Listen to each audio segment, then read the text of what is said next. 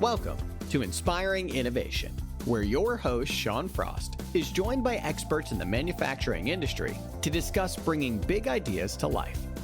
Join us every episode for a deep dive into manufacturing trends, processes, innovation, and how to be successful in the ever-changing world of manufacturing.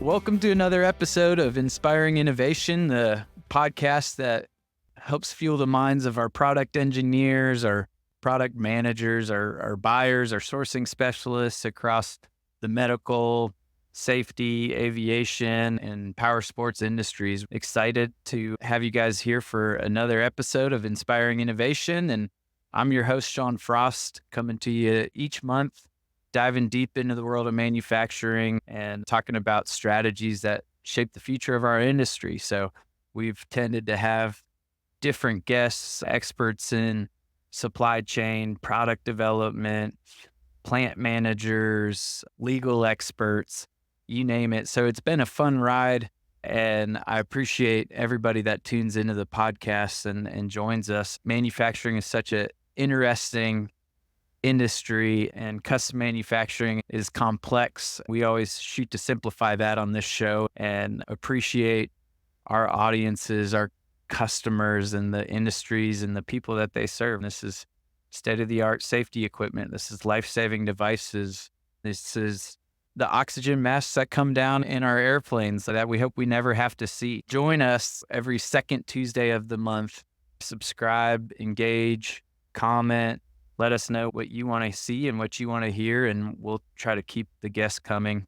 So with that, I'm just going to walk through some of the best lessons that have come out of some of the podcasts that we've had over the last 7 months or so. So I'm going to go all the way back to episode 6, which was crafting a strong culture. And we had our CEO, Kent Lammers, on for that episode. Some of the things that he said, one of the best lessons, I think, is how culture is one of the most important elements of any company.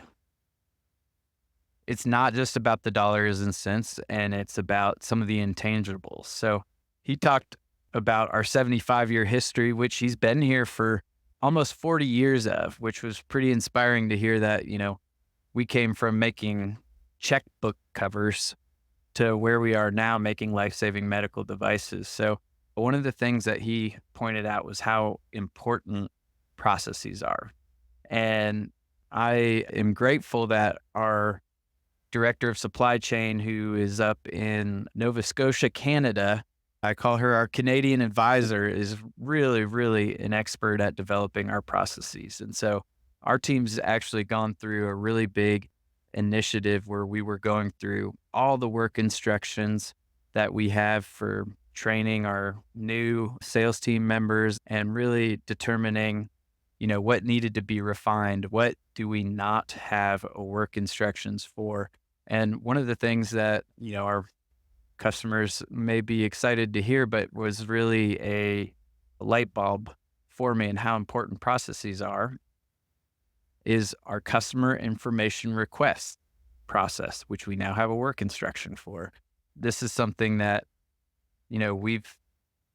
I've been in this role for 3 years now, and a lot of us have been doing it our own ways and saving them in silos. And so now we've got a common place where these things are saved and a common process for how we go about it, who we go to for what information. And I think, everybody was doing that and found it the right way, but there's no excuse for us not to have the best practices laid out for everybody. And so I found that to be a very valuable effort. She's doing that throughout our organization, and the efficiencies that we'll gain and the ways that our processes will basically merge between departments to make the handoffs cleaner and the gray areas more black and white, I think are something that everyone in any position in any company could really benefit from. So I think that's a really important part of culture. I'll share an impromptu story about the person that helps put this podcast together. His name's Zachary Ebert, and he is new to our company. He's been here for a little over a month, or maybe 2 now. And he comes to us from another manufacturing company and said there's been more employee engagement in the first week that he was here than the 3 years he was at his previous gig. So one of the things that we take pride in is our wellness initiatives. And we have basically incentives for people to be healthy.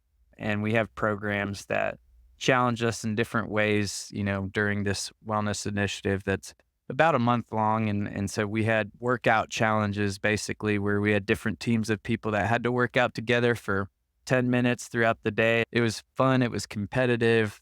I think we had a dodgeball game one week. We had a team walk one week. So just really great things that enhance the culture at Polo Custom Products. And another story that I wanted to tell from the eyes of our customer, we got to take them to all 3 of our domestic locations in Iowa, in Mississippi, and in Topeka. And each one had their own unique culture. It was clear that each plant had their own unique culture, but there were some things that she thought we could share amongst different cultures. And it was clear that this company was very envious of the level of closeness that our employees shared, the fact that we care about our associates, that people knew our names when we were walking through the plants and wanted to talk to us. They were really envious because this particular customer said, we've bought companies like yours and just squeezed the joy out of them. It's funny to me, how there are things that impact culture, like a barbecue where executives are passing out food to people. When those things go away, people will talk about it 10 years later, about the good times and the things that they used to do. Those little things, I feel like that's the benefit of being a smaller company, and we are growing, but we're trying to really maintain that level of culture and keep those values there, because when we care about one another, it makes us happier to take care of our customers. And at the end of the day, that's what we're here to do, is to support the growth of our customers. So one of the things that particular customer said when they were in our plants was how much confidence our associates have that we're building the products. She'd been in auditing before, so she wanted to really stump the associates. She wanted to ask questions. What are you looking for in quality? Where's your instructions? And she noticed they'd have to look for them. They were close by. They knew where they were, but they didn't ever skip a beat in terms of talking to her about the product that they were making, telling her exactly what they were looking for to make sure, and they knew what quality issues could arise. They all have a bill of manufacturing that has a quality history list for anything that's ever gone wrong on these products. They're trained on how to interpret the drawings. They're trained on the labor steps.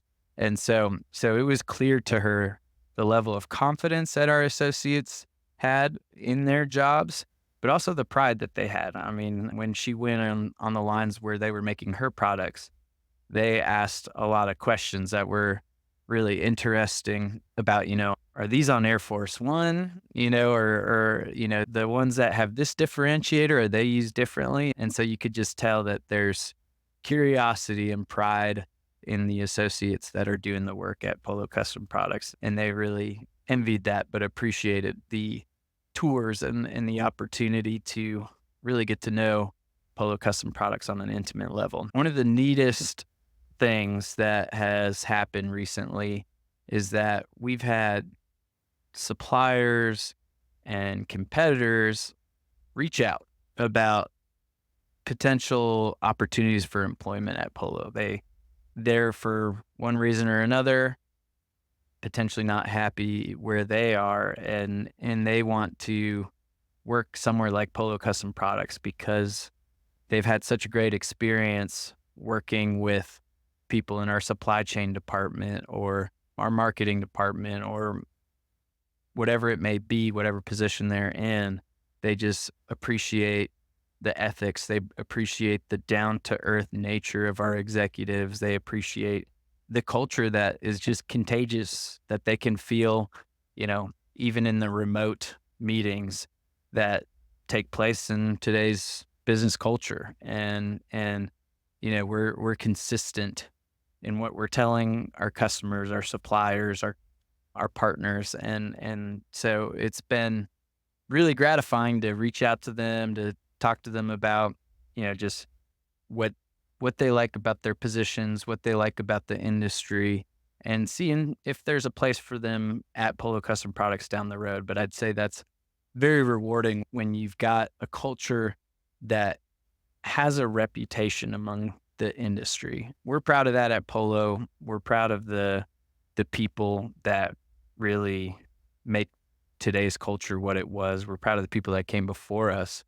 that set that foundation, and we're grateful that we have the opportunity to keep improving on it and to make it a culture that people want to be a part of. And so it is incredibly important in today's business culture, where a lot of people have experienced turnover. There are a lot of people have burnout. A lot of people aren't as engaged as they were, pre-COVID, and are really doing such a great job at Polo of improving engagement and retaining our talent and recruiting talent and attracting talent because of the fact that our team really cares about each other, and we want to see ourselves do well and develop. And so it's a great place to work, and it's a great place to enjoy doing business with our customers, whatever that looks like. So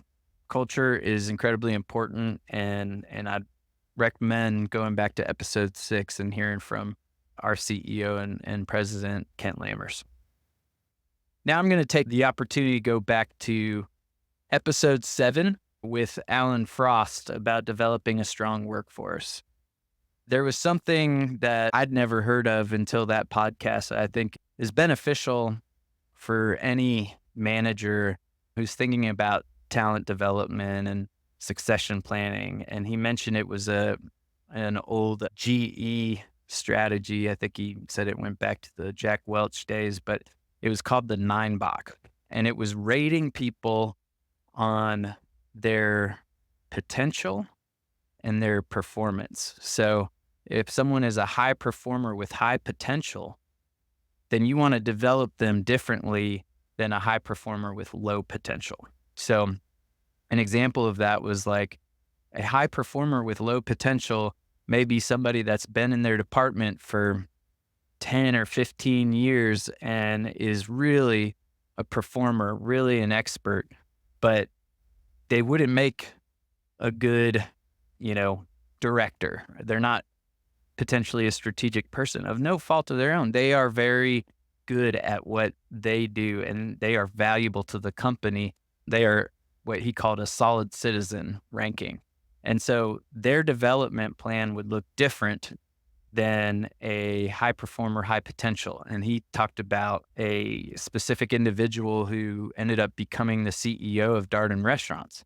And they said that they developed this person for 10 years, and they had him basically do almost every single function in every restaurant under the umbrella of Darden. And so he was a cook, a manager, a server, served in the different departments of legal and HR, so that he had a very comprehensive picture of the company and what their associates were dealing with on a daily basis. So he was well prepared for the CEO role and did really great things as the leader of that company.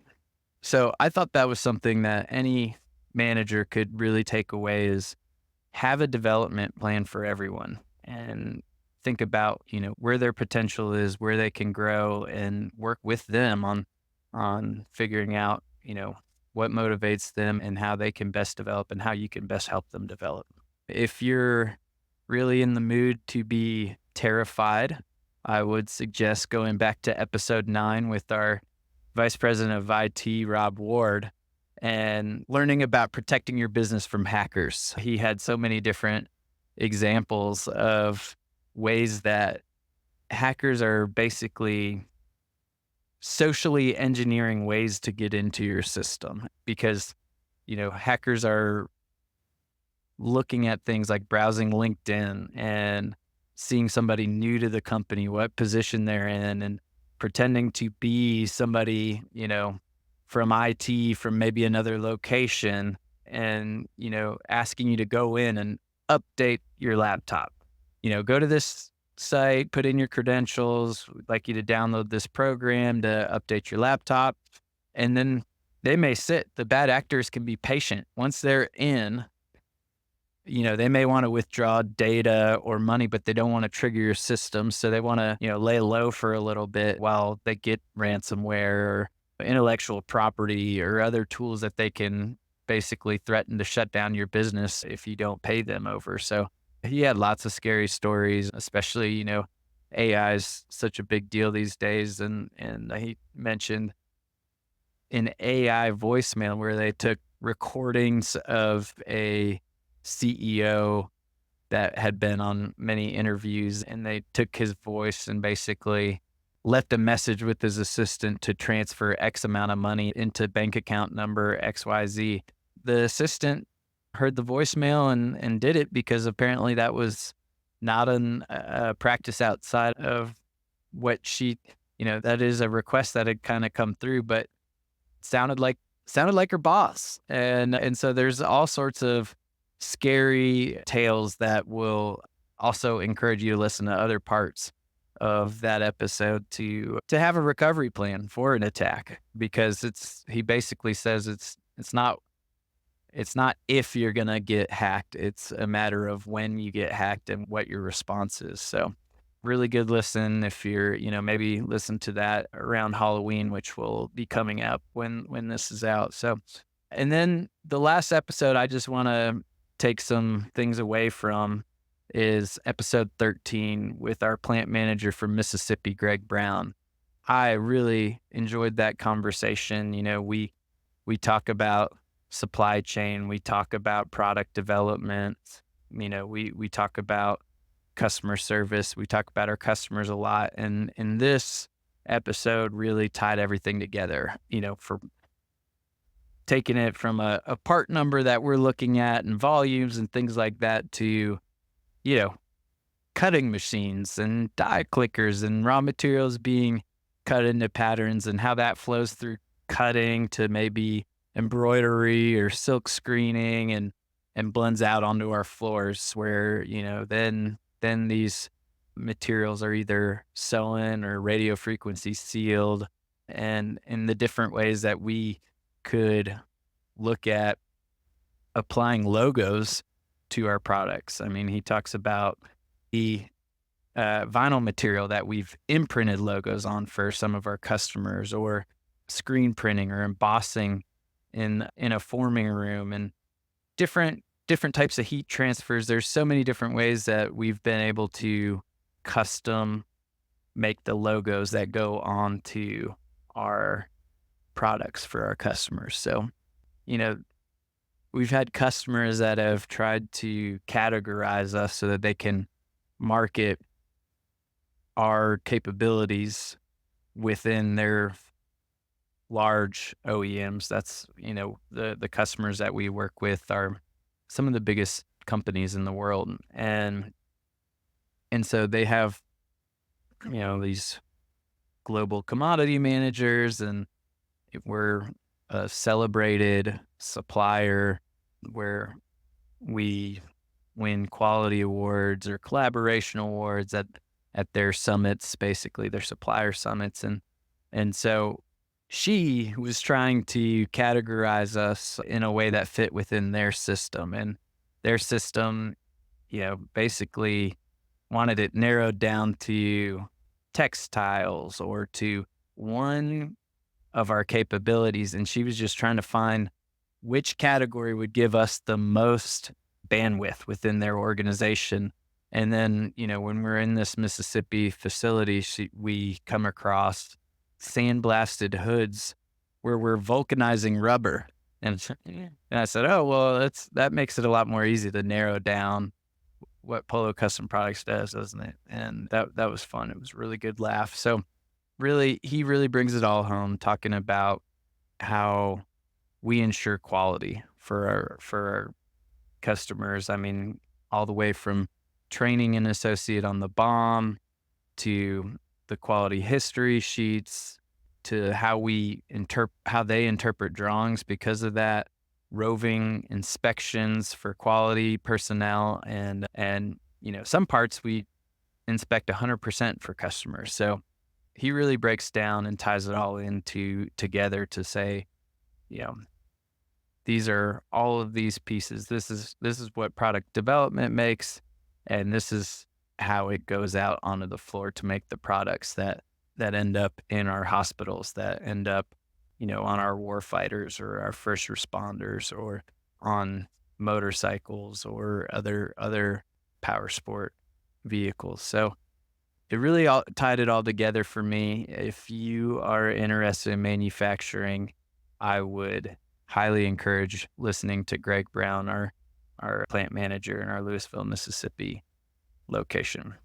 Well, thank you for tuning in to another episode of Inspiring Innovation. I hope you enjoyed some of these lessons, some news stories that I chose to share today, and I hope you are encouraged to potentially go back and listen to Rob Ward or Greg Brown or Kent Lammers or Al Frost talk about some of their expertise within our industry. And I hope it's something that you can take back into your workplace and that you can use to enhance your careers and your teams and ultimately create better products that go out and make a difference in the world. So thank you for listening to another episode of Inspiring Innovation.